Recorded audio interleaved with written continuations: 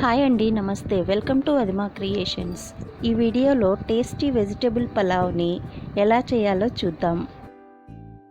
2 cups కడిగి పెట్టుకున్న రైస్లో నీళ్లు పోసి అరగంట నానబెట్టుకోవాలి. తర్వాత థిక్గా ఉండే గిన్నెని తీసుకుని స్టవ్ని మీడియం ఫ్లేమ్లో పెట్టుకోవాలి. పలావ్ చేయడానికి 3 table spoons oil, 2 table spoons నెయ్యి వేసి హీట్ చేసుకోవాలి. నెయ్యి మెల్ట్ అయ్యాక మసాలా దినుసులు షాజీరా, లవంగాలు, దాల్చిన చెక్క, బిర్యానీ ఆకు, యాలుకలు, అనాస పువ్వు వేసి మిక్స్ చేసుకోవాలి. అవి కొంచెం ఫ్రై అయ్యాక 4 పచ్చిమిర్చి ముక్కలు, కరివేపాకు వేసి ఫ్రై చేసుకోవాలి. తర్వాత 2 మీడియం సైజ్ ఉల్లిపాయ ముక్కల్ని వేసి దోరగా వేయించుకోవాలి.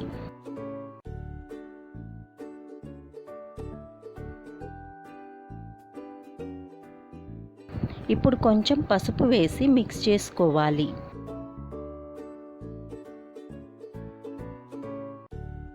తర్వాత 2 టీ స్పూన్స్ అల్లం వెల్లుల్లి పేస్ట్ వేసి పచ్చివాసన పోయే వరకు ఫ్రై చేయాలి. తర్వాత సన్నగా కట్ చేసిన బీన్స్, క్యారెట్, బంగాళాదుంప ముక్కల్ని వేసి మిక్స్ చేసుకోవాలి.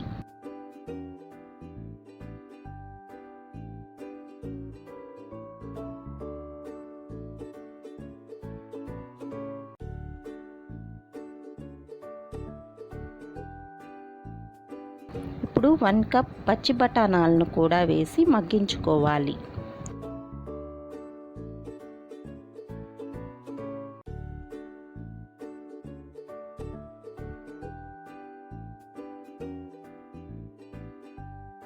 వెజిటేబుల్స్ కొంచెం మగ్గిన తర్వాత 2 టేబుల్ స్పూన్స్ పెరుగు వేసి మిక్స్ చేసి 1 టీ స్పూన్ ధనియాల పొడి, తగినంత కారం యాడ్ చేసి 1/2 టీ స్పూన్ గరం మసాలా వేసి ఫ్రై చేయాలి. ఇవి కొంచెం ఫ్రై అయ్యాక 2 మీడియం సైజ్ టమాటా ముక్కల్ని వేసి కొంచెం కొత్తిమీర, పుదీనా వేసి మిక్స్ చేసుకోవాలి.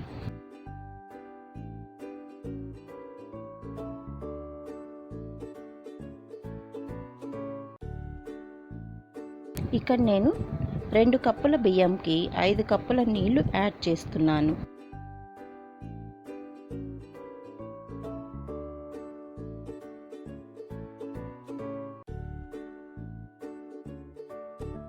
తర్వాత అర నిమ్మదెబ్బను పిండుకొని తగినంత సాల్ట్ వేసి మిక్స్ చేసి మూత పెట్టి మంటని హై ఫ్లేమ్లోకి అడ్జస్ట్ చేసుకోవాలి. వాటర్ బాయిల్ అవుతున్నప్పుడు మూత తీసి నానబెట్టుకున్న బియ్యాన్ని అందులో వేయాలి. బియ్యం వేశాక ఒకసారి బాగా కలిపి మూత పెట్టుకోవాలి. రైస్ కొంచెం కుక్ అయ్యాక మూత తీసి టేస్ట్ చూసి సాల్ట్ సరిపోకపోతే సాల్ట్ వేసి లో ఫ్లేమ్లో కుక్ చేసుకోవాలి. రైస్లో తడి లేకుండా పూర్తిగా కుక్ అయ్యాక స్టవ్ ఆఫ్ చేసుకుని పైన కొత్తిమీర వేసుకుంటే simple and tasty veg pulao ready. దీనిని ఇలాగే కానీ రైతా కుర్మాతో కానీ సర్వ్ చేస్తే చాలా బాగుంటుంది. ఈ వీడియో కానీ నచ్చినట్లయితే like, share and subscribe Adima creations. Thanks for watching.